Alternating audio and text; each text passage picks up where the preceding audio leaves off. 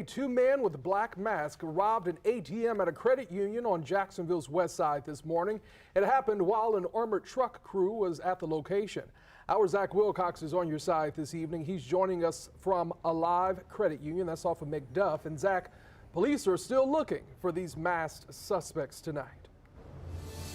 Yeah, Anthony, they couldn't give us a ton of details as to who exactly they're looking for. They said they think it's two men who got into a black sedan after all this happened and took off on Lenox Avenue. I tell you what, the ATM behind me, there's a big scene out here, not so much anymore, but it does say out of service. It's labeled on a bunch of sides of the ATMs, but having something like this, two men with black masks and long guns happen right here on McDuff Avenue. I talked with a business owner up the street who mentioned seeing something like this after he's been here for decades. It's kind of a reminder that it's a bit of a changing world for him.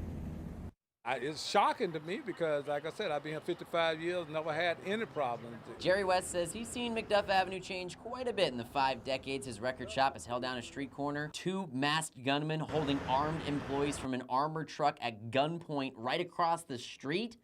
That's a first.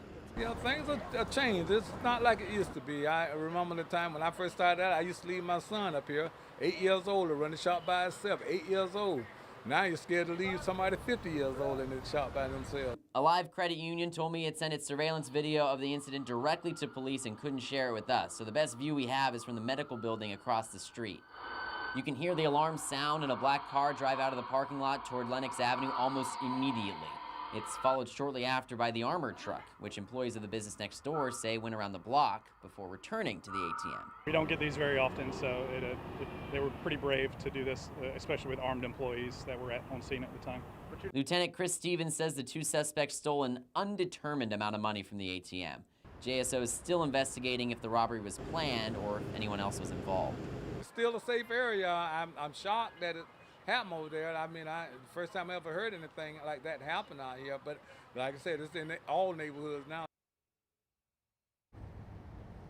Boy, if I may end with a bit of a silver lining here, we did find out from JSO that the 2 Loomis employees who were working on the ATM were both unharmed during this incident. On the west side, Zach Wilcox, First Coast News, on your side.